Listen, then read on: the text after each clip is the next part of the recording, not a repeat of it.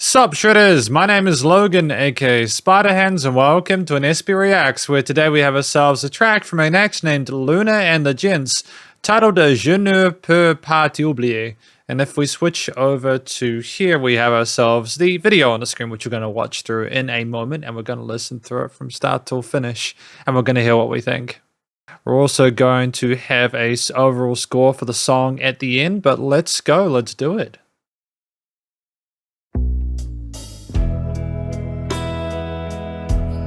It's just great to see everyone playing their instruments, you know?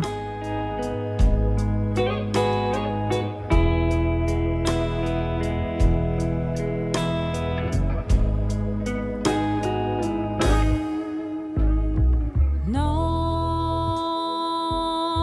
je ne peux pas t'oublier, même si je l'essayais. Mon cœur est près de toi, si près de toi. Oui. Such phenomenal clarity with the production as well. Je dois m'en aller, même si je voulais rester. Quand même, je t'aime très fort. Je t'aime très fort. Great extension there.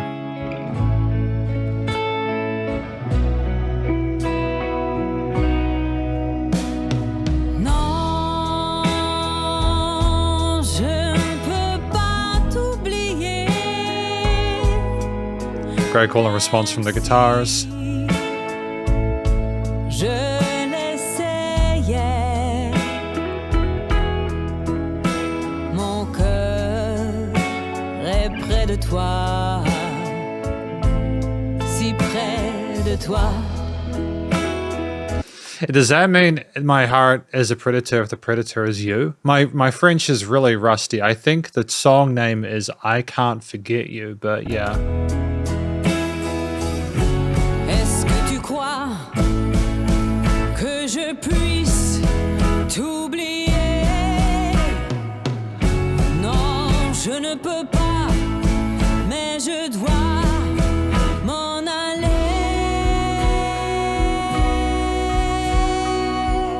Phenomenal dynamic range over the performance.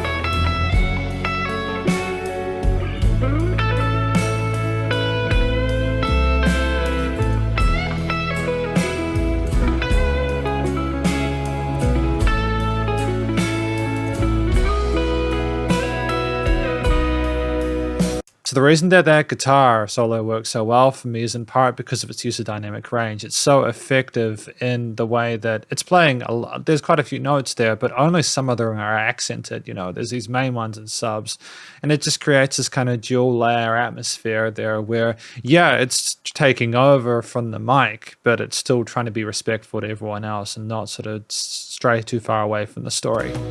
Non, je ne peux pas t'oublier, même si je l'essayais. Mon cœur est près de toi, si près de toi. Mon cœur est près de toi, si près de toi.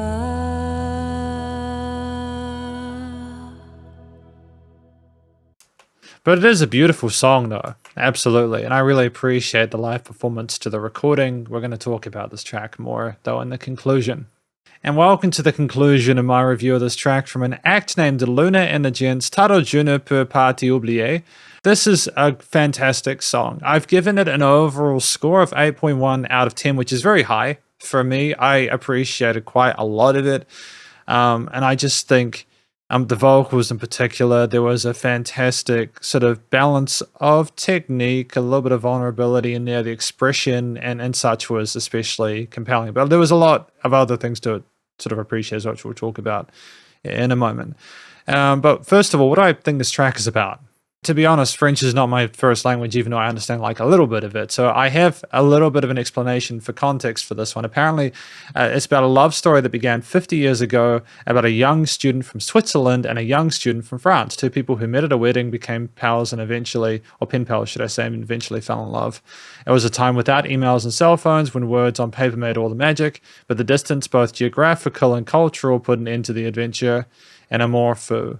So yeah, no, it's not a happy ending to it. It's kind of brutal by the sounds of it, the way that things ended. And it's just a sort of a bittersweet experience, I think, that discusses the positive feelings of having that experience with that person, but then also the loss of having to sort of step away from that. I think outside of the story, which I feel is really compelling, and I think a lot of people, especially those that can understand natively, will really sort of enjoy their time with it. It's even if they have feelings that can relate, and therefore it is also therefore bittersweet.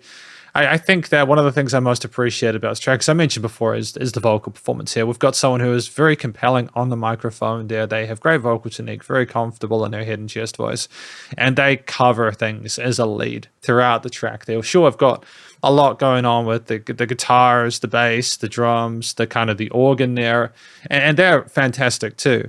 But what I enjoy is that we were comfortable and confident on that microphone. We expressed it in a way that made sense with it, and we sold it, and we played it live, and it was just a really solid take. The second thing I appreciate about this track is the chemistry between the musicians involved. So I think that it wasn't just that we had a compelling vocal performance, but it was also that the singer had a great sense of chemistry and communication, and not just and with the obvious sort of like level of just polish to the performance itself, but also the way things call and responded, the way that we did our best to sort of like color in the gaps and provide an environment where there was a lot of beauty in amongst the sadness there. It wasn't a super happy, upbeat song by any means, and through the subject matter, that makes a lot of sense. But I just appreciate that it almost seemed like everyone was trying to sort of hold each other up and support each other in a track where the person seemed like they were struggling through it alone.